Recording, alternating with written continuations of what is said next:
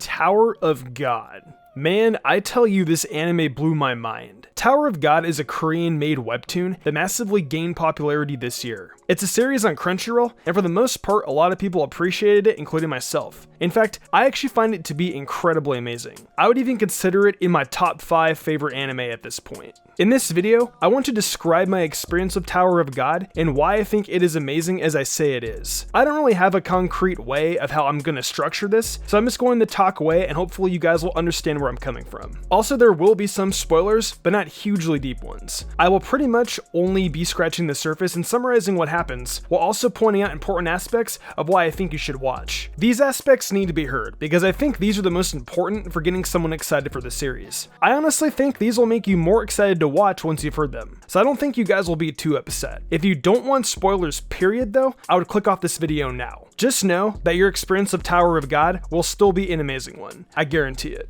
Okay then, spoiler warning is gone, let's hop right into why Tower of God is a masterpiece.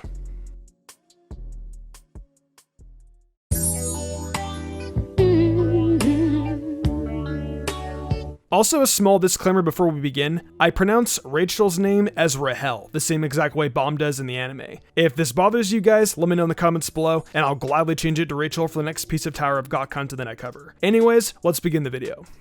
Tower of God, like I mentioned earlier, is a Korean-based webtoon, starring 2 characters, named Bomb and Rahel. Bomb and Rahel have both known each other for quite a bit of time. At first, in the very beginning, they had a very great relationship. They longed for each other's company, dreamed of seeing the stars with each other, and Bomb could never be separated from her. Honestly, you would think the two are inseparable. However, we soon find out that their relationship is very complicated. Rahel and Bomb both have the same dream of seeing the stars, and it seems like that tie is what binds them together. You would think that, but Rahel has a different motive. That motive is climbing the tower by herself and completely forgetting who Bomb is in the process. The Tower of God is exactly what it says. It's seen as a place of infinite possibilities, where any desire can be granted. The tower can't be climbed by just anyone, however. Only special individuals proving themselves worthy can. In order to do so, several tests are put forward to test the capabilities of potential climbers. All these climbers are interested in what the tower can do for them, each having their own unique desires and aspirations. Once Rahel believes she knows what her wishes are, she embarks to take on the tower's challenge, completely leaving Bomb behind. Bomb, however, is not satisfied with her decision, and heavily questions to himself why she left him. Bomb, believing there is still an unbreakable bond, follows Rahel to the tower and finds himself at the tower's base. From there, he is greeted by the tower's scout, Hedon. Hedon starts the initial test for approval to the second stage of testing. During that test, the viewer finds himself finding out more about Bomb and Rahel's past, and you can really see why Bomb is so close to Rahel. Bomb passes the test with flying colors thanks to the help of a very special weapon in combination with his will to see Rahel again. The weapon that Bomb obtains is called the Black March, and it actually isn't his. In fact, it belongs to a very important royal princess named Yuri. Yuri is known as a princess of Jihad, whom was handpicked to be a princess by the king of the tower himself, Jihad. So that's pretty much the synopsis of what happened in the first episode. After watching it, I have to tell you guys that many different aspects drew me into watching it. The 3 major aspects that really captured me were Bam's desire to see Rahel, the fact that the anime has hardly explained what's going on at all, and the mystery behind King Jihad and his many different princesses and weapons. Going into the first aspect, the entire time during the first episode, I was thinking, why does Rahel not want to climb the tower with Bomb? Why does she only want to do it by herself? She can't just only want to go up there for stars, right? To me, it seemed a little silly. But the more I watched, I found out the reason why. And let me tell you, it's a complex one, because I still don't fully understand. Even though I still don't understand, I do appreciate being oblivious.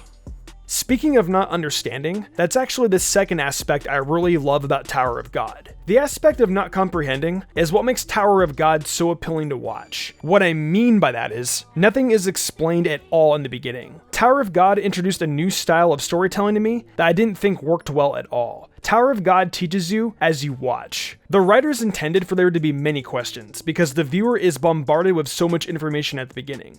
Think about it. Where did Bomb and Rahel live originally? Are Rahel and Bomb dead when they get to the tower? Are there other climbers, and are they dead too? Do Rahel and Bomb live in the same world as these other people? Did Rahel have to go through the same test as Bomb? Who are the other princesses of Jihad, and what weapons do they have? Bomb also just kind of passed his test with some crazy powers that took me a moment to comprehend. The moment was kind of just like, how did he do this? These are all questions I had after I saw the first episode. Tower of God really demonstrates it knows what it's doing when it comes to leaving the viewer in suspense and shows that everyone watching is oblivious. I find that something really interesting to point out after I watched the first episode as well was how I interpreted the opening. When I first watched the opening, I didn't really understand any significance behind it, but then I watched it again after the first episode. I came to the conclusion that the opening was supposed to be interpreted like that. In the first episode, we see Bomb struggling with himself, asking a lot of the same questions we had. The opening paints us a picture of what's going on in Bomb's mind. The lyrics and upbeat rap are his determination to see Rahel, and the show he's not giving up at all. The animation shows the confusion and despair he's going through within himself, knowing Rahel isn't there. With these two brilliant pieces combined, they teach us that Bomb, no matter how confused he is or in despair he is, he will find Rahel and will give anything to be with her. This shows Rahel means more to him than anything. His life is meaningless without her to guide him. That's why we see him as very lost in his thoughts.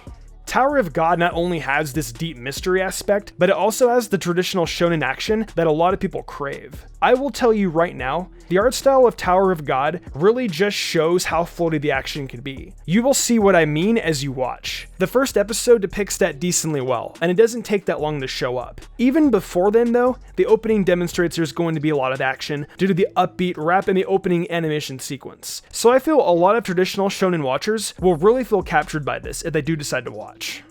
The final aspect that really enticed me to the Tower of God was the mystery behind King Jihad, his princesses, and his weapons. To keep it brief, like I mentioned earlier, King Jihad rules the tower. What's really funny is that these princesses aren't actually his blood daughters. They are handpicked from different sorts of clans or families he deems worthy. These princesses are then bestowed with a very powerful weapon from the 13-month series. I want to see who the other princesses of Jihad are, and I want to see the weapons they possess. This aspect actually reminds me strongly of Zanpakuto. And since I'm a Bleach fan, these weapons really got me hooked. The only 13-month series weapon that is found so far in the first episode is the Black March. The Black March also has its own personality and embodiment of a human-like spirit. The spirit of the Black March happens to not like Yuri very much, but she agrees to help Bomb reach his goal because he seemed cute. Her personality is quite interesting, and it makes me wonder what the personality types of the other weapons are like. I'm also interested in finding out why a weapon that was assigned to a princess does not find her worthy enough. It's quite a huge mystery. Well, that's gonna wrap up this video about why everyone loves Tower of God. I really love Tower of God, and I think you will all too. I'm really hooked on this series, so I'm definitely going to be doing more content about Tower of God in the future. I want to crack down the mysteries of Jihad, the Tower, and the other many mysteries this webtoon has bestowed upon us. I'm just going to tell you now, expect more Tower of God content, because this series has a lot to talk about, and I can't wait to keep delving into this masterpiece. Those are my thoughts on Tower of God though. What are yours? Let me know down below, and also share with me your first experiences with Tower of God if you've already watched it. I would love to hear your thoughts. With that being said though, I'm going to go ahead and wrap up this video here. I'm Mystic Sage, and I will see you in the future for more anime content.